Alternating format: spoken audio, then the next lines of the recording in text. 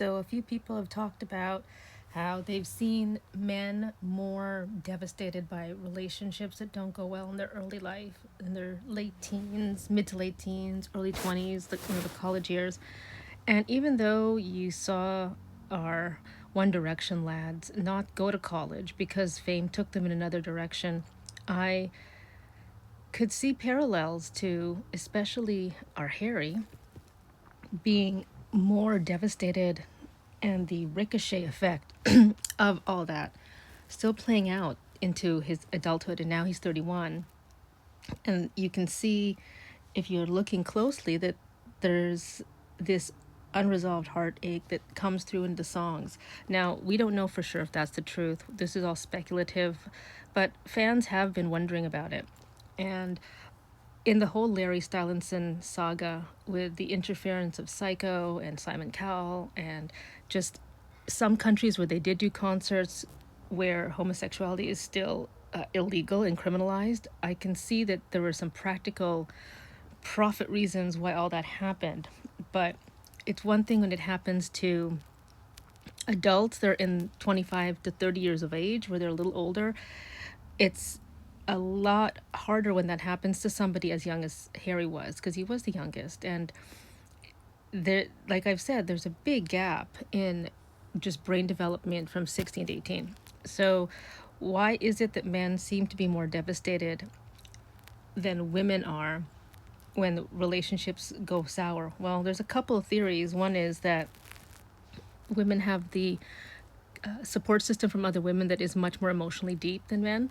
So when it comes to someone like Harry, I think he would like to just be out and proud, right? Because during One Direction, he was seen in concert waving the pride flag. Some who have seen Louis' concerts have said that there's a lot of pride flags in his concerts, but he never has picked one up. So I'm not sure if that's true, but if we just go with that, clearly they're a safe space, right? But you look at someone like Harry, and there was a fan who pointed out that in a couple different concerts, he changes the lyrics to Golden. And I will pin the link to that YouTube in the comments, where the lyric change suggests that there is somebody who is not open, there is somebody who is not ready to take the leap, and it can be interpreted that it's for someone who is of the same biological gender, and who else would that be but Louis? And it's really interesting how, even though Harry has not referenced Louis in a long time, you still see hints of it. Someone had said that, and fans are very good at this. You Larrys, really, I hope you found some real success in investigative careers, because you guys, you're good at detail.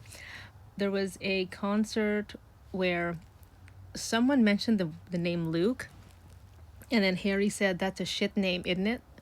And then there was another concert where someone wanted to have him mention her boyfriend's name, and the boyfriend's name was Luis, which is the Spanish version of Louis, and he wouldn't say it, and he had this sort of like expression on his face. So there's these little subtle hints that that's somehow a no-go zone or something, but that Louis is always in the background, in the unsaid, in the context.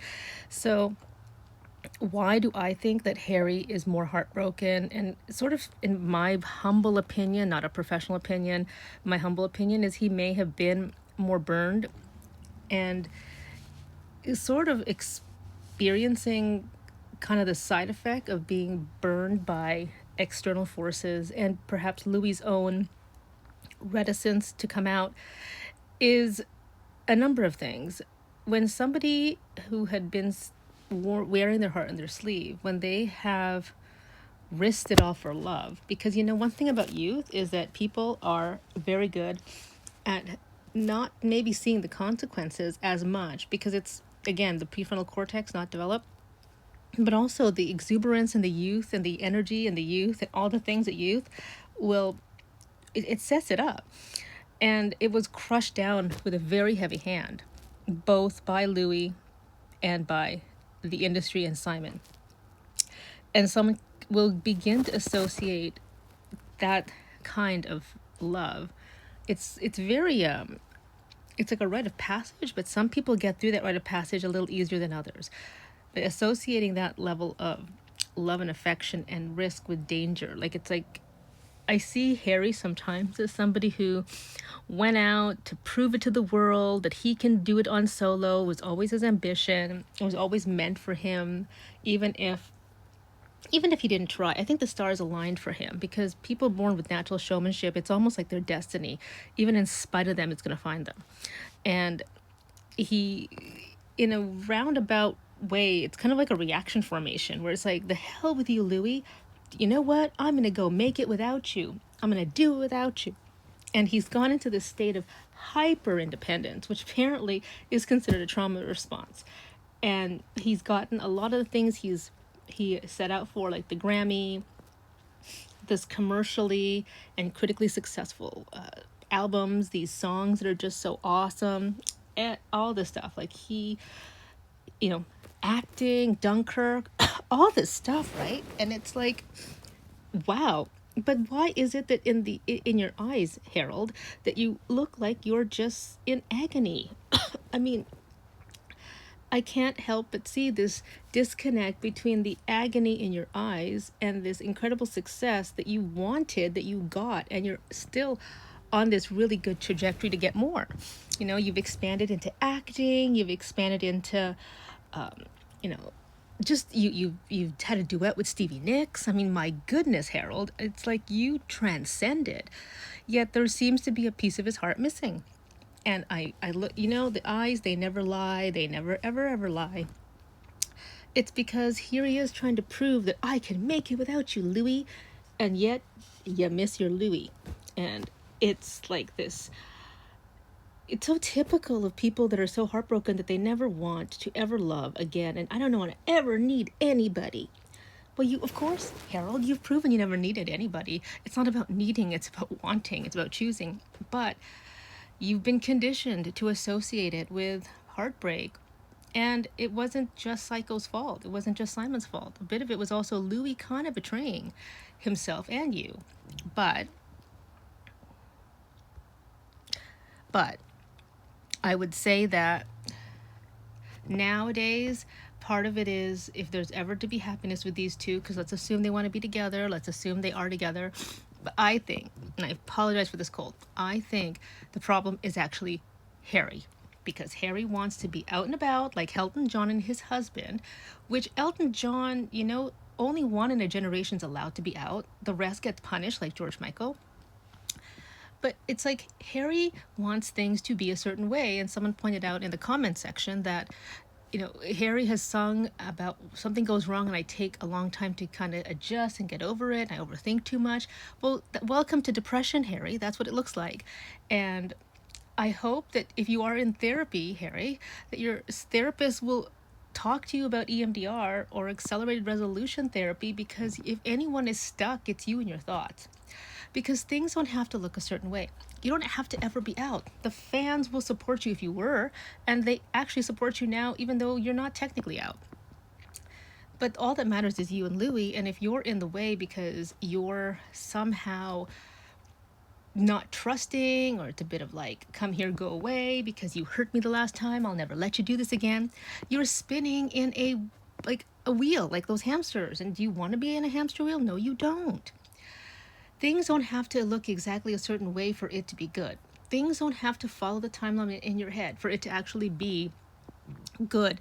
Sometimes what you think is going to be the best thing that makes you the most happiness, sometimes you are wrong because of the willfulness of it all. And I think it's hard when somebody is perhaps used to being successful. They do think that a lot of their decisions are just, oh, I'm always right. Well, yeah, you're always right for now. And even experts don't have 100% all the time. And we can be spoiled by our own successes. The fact is, I think Harry wants to be happy, but unfortunately he's afraid that if he ever gets that happy, he'll be crushed again and he'll never survive it. Well, dude, you've survived it at its worst already. It's not going to ever be as bad because back then you didn't have the Grammy. You didn't have the solo career. You didn't have all the zeitgeist changes that came along with people being much more open and accepting of the LGBTQ plus. The times have changed, but emotionally, if you stay back there, which emotions are great that way, your intellect knows that we're in 2025, but your emotions could be back in 2010. And that's where you can get stuck by trauma. So he's much more leveraged now if you want it to be out. And people basically assume he is. I mean, my goodness, you're wearing dresses and you look great in them, but honey, we know. And you can't expect Louis to be the same way because Louis didn't have your luck. But right now, there's more assets at the table, Harold, that it's okay if you can never be completely out and about and showing yourselves and being together and all that. But at the same point, you got to let Louis kind of find his own pace. And Louis does have a family. He has a son. He's thinking also of him.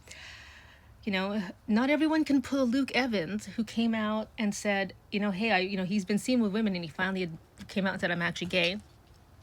And you know what? It didn't hurt Luke Evans' career. Luke Evans is far more, far less known. So the thing is, everyone has to do it at their own pace. The fans can't push it. It's no one's business, really. And also, Luke Evans, I don't believe, has children. So you've got to accept the fact that Louis is thinking of his son. Because unfortunately, there's still prejudiced people out there. And if you're not in certain parts of London, and even if you are, there's going to be people that are homophobic, that are cruel.